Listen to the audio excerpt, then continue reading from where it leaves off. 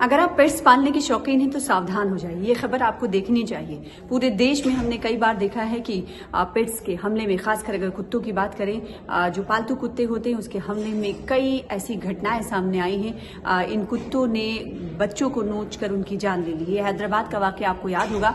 हैदराबाद में भी 3 साल बच्चे की जान इसी तरीके से ले ली थी कुत्तों ने, क्योंकि सुनसान वो इलाका था और वहां पर कुत्तों का झुंड आया। और एक बार फिर से कुछ ऐसी तस्वीरें निकलकर सामने आई। उत्तर प्रदेश की बात कर रहे हैं। उत्तर प्रदेश के नोएडा के 108 सेक्टर 108 सेक्टर की सी ब्लॉक में ये घटना आज घटित हुई है, जहां पर एक पिट बुल नस्ल का कुत्ता एक बच्चे पर हमला करते हुए दिखा और बच्चे को उसने कहा जा रहा है कि आधा घंटे तक नोचता रहा और बच्चा चीखता रहा, चिल्लाता रहा, मदद की गुहार लगाता रहा कि कोई आए तो उसे पकड़ कर ले जाए और कुत्ते को भगा दे। लेकिन आपको बताएं कि उस वक्त वहां पर कोई नहीं था। लेकिन जब बच्चे ने तेज तेज चिल्लाना और चीखना शुरू किया तो उस वक्त आसपास के लोग पहुंचे और देखा कि कुत्ता पूरी तरीके से अटैक कर रहा है, बच्चे के पैर को दबोच रखा है। इस वक्त बच्चे की हालत जो है स्थिर है, लेकिन अस्पताल में उसका इलाज चल रहा है। इस पूरी घटना पर जो वहां के निवासी हैं, सेक्टर 108 सी ब्लॉक के निवासी, इनका कहना है कि रेड बुल और इस तरह के नस्लों के कुत्तों पर पहले ही यूपी सरकार ने बैन लगा रखा है, लेकिन फिर भी ये इलाके में दिख जाते हैं, सोसाइटीज में दिख जाते हैं, जिस पर बैन लगाने की नोएडा प्रशासन से उनकी तरफ से अपील की गई है। उस पे कम से कम भी आधे घंटे तक वो कंटिन्यू अटैक पे अटैक करता रहा और उसका पैर जैसे ही पहले उसने नीचे की तरफ से पकड़ा था, हमने छुटाने की कोशिश की, हल्का सा छुटा, फिर उसने ऊपर पकड़ लिया, फिर दोबारा छुटाया, फिर ऊपर से पकड़ लिया और कंटिन्यू अटैक वो कम से कम भी उसने 5-6 बार किया और आधे घंटे तक करता रहा। अब सवाल ये उठता है कि जब बैन लगाया गया है तो आखिर ये पिटबुल नस्ल का कुत्ता कहां से आया।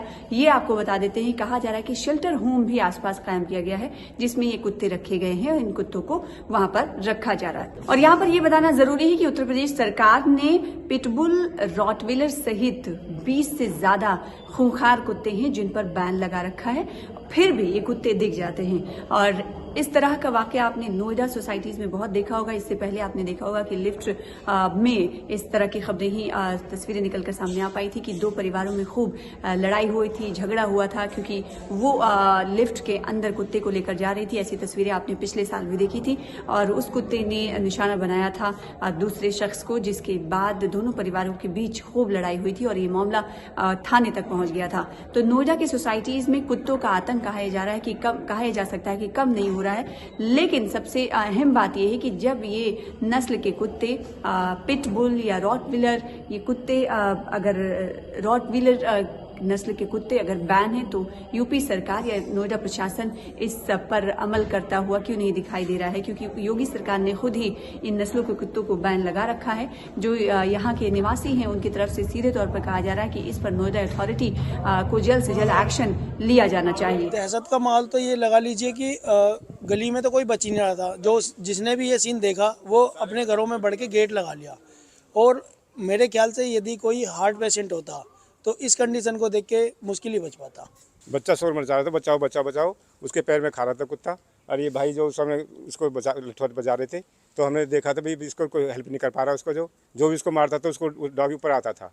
कुछ देर पीछे बूढ़ी गाड़ी आई तो किसी ने पानी डाला, पानी डालने के बाद थोड़ा डॉगी हट गया, डॉगी बच्चा बाहर आया तो उसमें कोड़ी गाड़ी में थोड़ा लिपट आगे उसको पकड़ के आगे चला गया, लेकिन डॉगी ने उसको पीछा वहाँ तक करा, चौराहे तक जो।